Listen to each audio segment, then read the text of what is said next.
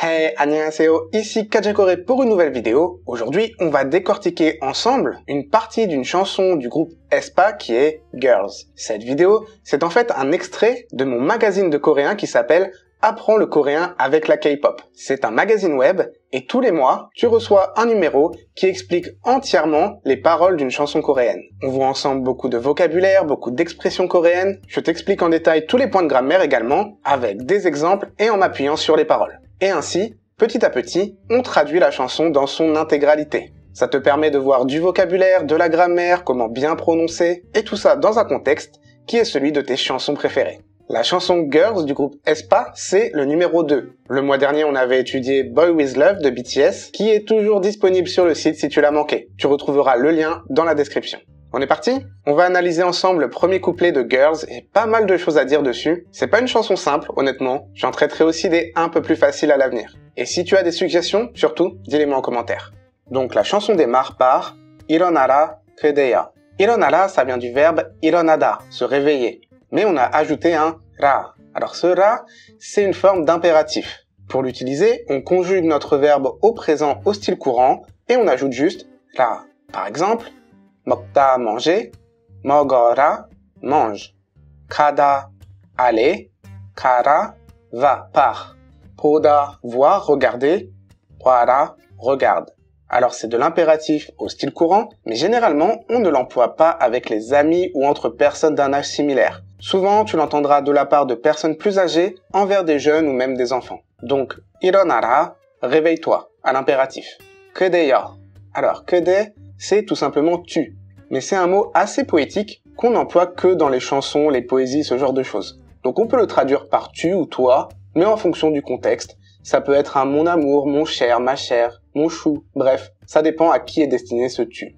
Et ya, c'est juste un suffixe d'interpellation, pour appeler la personne, il n'a pas vraiment de sens. 일어나라 그대여, réveille-toi, ma chère, par exemple. 더 치명적인 전쟁 속에. Alors ici, on a le mot 치명적, qui appartient à la très grande famille des mots en 적. Généralement, ces mots, qui se terminent par 적, permettent de dire que quelque chose montre telle caractéristique ou y est relatif. On va voir des exemples juste après. Souvent, après ces mots, on utilise ou le verbe être ida ou la particule de moyen 으로. Si je prends 긍정적, qui est relatif à tout ce qui est positif, on va souvent l'utiliser avec ida, donc 긍정적이다, être positif, ou avec la particule de moyen 으로, donc 긍정적으로. Il faut comprendre de manière positive. 낙관적, c'est ce qui a trait à l'optimisme. 낙관적이다, être optimiste. 낙관적으로, de manière optimiste. 이기적, c'est ce qui a trait à l'égoïsme. 이기적이다, être égoïste. 이기적으로, de manière égoïste. Dans la chanson, on a 치명적, c'est ce qui est relatif au meurtre. Donc, 치명적이다, c'est être meurtrier. Ici, il est à la forme adjectivale. 치명적인, la forme adjectivale, c'est ce qui permet de définir, de qualifier le nom qui arrive juste après, qui ici est 전쟁, la guerre. Donc, 치명적인 전쟁, la guerre qui est meurtrière, tout simplement la guerre meurtrière. 더, c'est plus, 속에, c'est dans, à l'intérieur. Donc, 더 치명적인 전쟁 속에, dans une guerre plus meurtrière. 두 발로 버텨 적의 훅. 두 발, les deux pieds. 로, la particule de moyen. 버텨, ça vient de 버티다, tenir bon, faire preuve de patience. On peut traduire ce bout de phrase par tiens bon sur tes deux pieds. 적의 훅. 적, c'est l'ennemi. Puis on a la particule de la possession ei qui se prononce généralement e.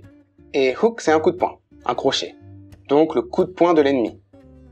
Black Mamba, donc le mamba noir, le serpent, c'est en fait le nom de la méchante dans l'histoire des aespa. Faut savoir que les chansons d'aespa se suivent et appartiennent à un même univers. Donc il y a toute une trame narrative que je vais pas détailler ici, mais que j'explique en introduction du magazine. 두렵지 않아, 네가 훗.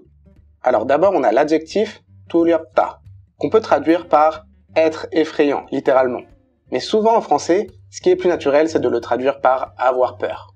Et plusieurs d'entre vous m'ont déjà demandé quelle est la différence entre 두렵다 et 무섭다, qui est généralement le premier verbe qu'on apprend pour dire avoir peur. Eh bien en fait, Musopta désigne plutôt la peur que l'on a face à quelque chose de réel et concret, tandis que Tuliopta sera plutôt employé dans des cas où la peur se présente sous forme de crainte ou qu'elle résulte d'une certaine anxiété vis-à-vis du futur. Par exemple, si je veux dire que j'ai peur des insectes, c'est quelque chose de réel, de concret, c'est palpable. Donc on va plutôt utiliser Musopta. Pollega Musopta. Mais si je veux dire que j'ai peur de mourir, j'ai peur de la mort, là on est plus dans la crainte d'une situation future. Donc on utilisera plutôt Tuliopta. 죽는 것이 두렵다. Et dans la chanson, on a 두렵지 않아. Et ça, c'est pour marquer le négatif, tout simplement. Pour mettre un verbe à la forme négative en coréen, on peut juste prendre le radical et ajouter 지 않다. Par exemple, 먹다, manger, 먹지 않다, ne pas manger. 가다, aller, 가지 않다, ne pas aller. 하다, faire, 하지 않다, ne pas faire. Donc, 두렵지 않아, conjugué au présent au style courant, je n'ai pas peur. 니가 훗, 니가 c'est tu avec la particule de sujet. 훗, on peut traduire ça par une rigolote. Tu es une rigolote. 달라졌어 우리가. Alors évidemment, c'est une chanson, donc ça respecte pas forcément la grammaire de base, mais bien sûr, la phrase correctement écrite serait 우리가 달라졌어. Donc, 우리, nous, 가, particule de sujet. 달라졌어, ça vient de 다르다, être différent. Et ici, on a 달라지다, qui est la forme pour dire devenir, qu'on a vu dans le premier numéro du magazine.